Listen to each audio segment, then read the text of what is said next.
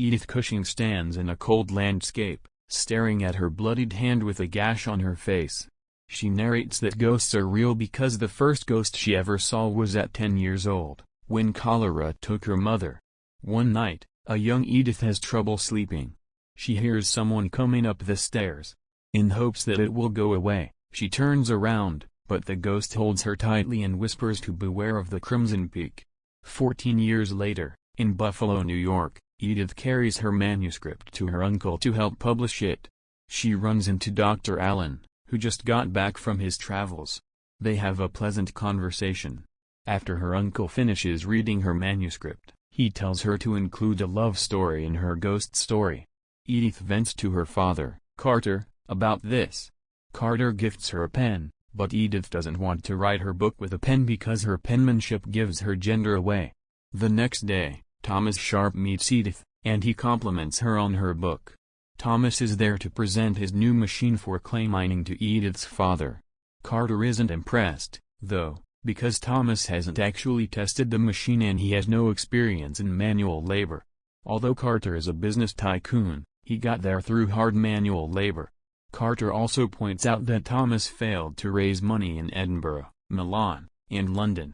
Later that night, Alan picks up Carter for a special night, while Edith stays home to research. The door handle in her room shakes vigorously, then eventually opens on its own. Edith finds the ghost in the hallway, who warns her again to beware of Crimson Peak. A few moments later, Thomas Sharpe pays her a visit that night to bring her to the event. At the event, Lucille Sharpe plays the piano very well, just as Thomas and Edith make a grand entrance. Lucille interrupts by giving her brother, Thomas, to a woman to dance with. Later, Thomas decides to pick Edith as a dance partner to show how to properly waltz. His sister is not happy with this. Dr. Allen seems jealous of the prospect of them as a couple. Not even her own dad approves. The next day, Carter sends Holly to investigate Thomas because he has a bad feeling about him.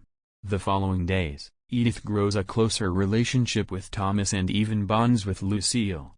Afterwards, Lucille suspiciously tells Thomas that Edith isn't the right choice because she's just a child.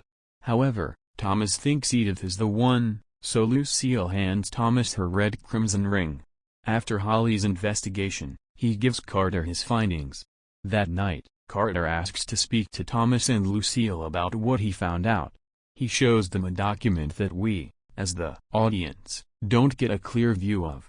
Carter bribes the two with a large amount of money to leave town and for Thomas to break Edith's heart. At dinner, Thomas announces his departure, and Edith is heartbroken by the news. Edith walks away, but Thomas follows her to criticize her writing. He calls her a spoiled child, so Edith slaps him. Edith is heartbroken, just as her father had planned. The next morning, while getting ready, Carter hears mysterious sounds.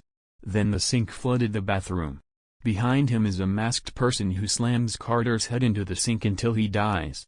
Meanwhile, Edith receives a letter from Thomas telling the truth about how Carter had bribed him to break her heart. Edith rushes to meet up with Thomas, who admits his love for her. The two happily kiss, only to be met with the bad news of Carter's murder. Edith is shocked to find her father's head smashed in, and Dr. Allen tries to investigate his body. However, Edith tells them to stop touching her father like that. She cries into Thomas' arms. At Carter's funeral, Edith is shown wearing the crimson-red ring that Lucille once owned. Eventually, the two recently married couples make it to Cumberland, England, at Allerdale Hall, the Sharpe estate. The groundskeeper greets the couple, who comment that they've been married for a long time. Edith is confused by this since they just got married. A stray dog also greets them, and Thomas agrees to take him in. They arrive at the grand hall, but it's old and has a hole in the ceiling.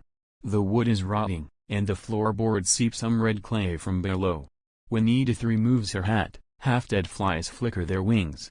Then a ghostly figure can be seen behind her through the mirror. She follows the figure, and it goes up the elevator. When she tells Thomas this, he dismisses her and then tells her to never go to the lower levels. Edith gives Lucille a warm hug, but Lucille is cold towards her. Later that night, Edith tries to take a bath, but the water comes out red at first.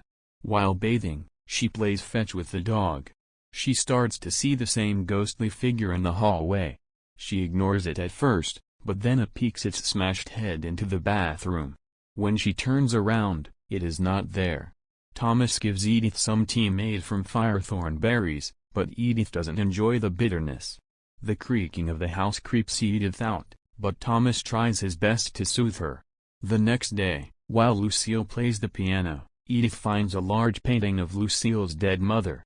She notices the same red jeweled ring in the painting. Then, Lucille asks Edith if she finally did something nasty with Thomas. Edith says they haven't. Lucille seems relieved about the news. Back in America, Dr. Allen is at the Carters' estate, helping sell their things. Allen notices Carter's checkbook, which shows an invoice for Thomas Sharpe. This causes him to investigate the sink where Carter's head was smashed in. Meanwhile, Edith is getting her bearings at her new home.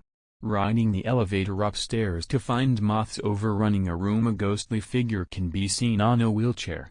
Edith eventually finds Thomas working in his room.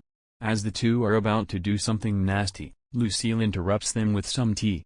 They suspiciously look at each other as Edith drinks the tea, and the siblings don't drink any of it. In the middle of the night, Edith wakes up with some stomach cramps. She finds that her husband isn't in bed with her, so she gets up to look for him. In the hallway, a skeletal ghost crawls on the floor. Edith runs away and takes the elevator downstairs with her dog. She finds a container with the initials ES. It says Enola. The next day, Thomas was testing out his clay machine near the estate. Edith tries to talk to him about someone who may have died in the house, but Thomas dismisses her. Thomas ends up burning his hand due to the steam from the machine. So Edith bandages him up. Thomas reveals that his estate is called Crimson Peak because of the red clay that seeps through the coming winter snow. Edith realizes that this is what the ghosts have been warning her about. Later, Dr. Allen goes to see Ferguson, a man who was told by Edith to invest her father's money in Thomas' machine. Dr. Allen admits that the mystery surrounding Carter's death should be investigated more. Ferguson tells Allen to look into a man named Holly, who was hired by Carter to investigate Thomas. At night, Edith dreams of the ghostly red figure in a field. She's woken up by coughing out blood and finds once again that Thomas isn't sleeping in bed with her. She starts to call upon the ghosts that have been warning her about Crimson Peak. Behind her, an apparition walks by the window. Eventually the ghost pulls her hand downward, causing the candles to blow out. She hears screams coming from the bathroom. A ghostly red figure is in the bathtub with a meat cleaver on its head. It gets up and starts following Edith, who is screaming for her husband. The woman warns her to leave. When Edith tells Lucille and Thomas about this, Lucille tells Edith she isn't going anywhere and that it was simply a bad dream. Edith wants to get out of the house, but Lucille tries to calm her down with some special tea once again. The siblings leave and wonder how Edith knows about their mother. Lucille hopes Edith signs the papers soon so that they can be done with her. The next day, Thomas brings Edith to the post office to get her away from the house. The postman gives her a letter that is addressed to Lady Sharpe and is from someone in Milan, Italy. Subsequently, Dr. Allen has met up with Holly in regards to his investigation into Thomas Sharpe. Holly gives him a newspaper article about a vile murder on the Sharpe estate. Holly also points out that Carter tried to prevent Thomas from marrying Edith because Thomas is already married. That night, Edith and Thomas slept in town because the snowstorm stopped them from going back to Crimson Peak. Edith wonders why they couldn't just leave the house. They could live anywhere. She starts listing a bunch of cities. And once she mentions Milan, Thomas is taken aback. Instead of prying for more information, they do the nasty. The next day, Edith told Lucille they were snowed in and couldn't return home. When Edith says they slept in the same bed together, Lucille is furious and tosses a pan of food towards her.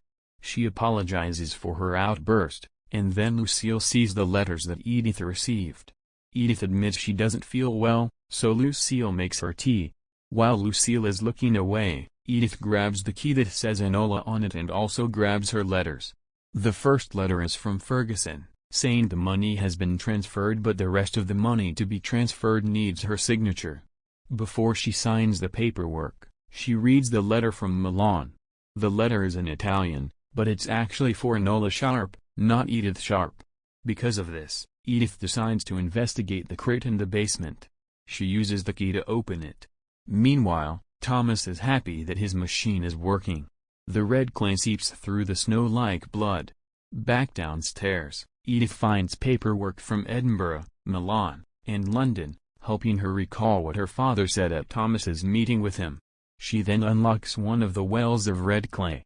She uses a metal stick to try to figure out what's inside, but to no avail.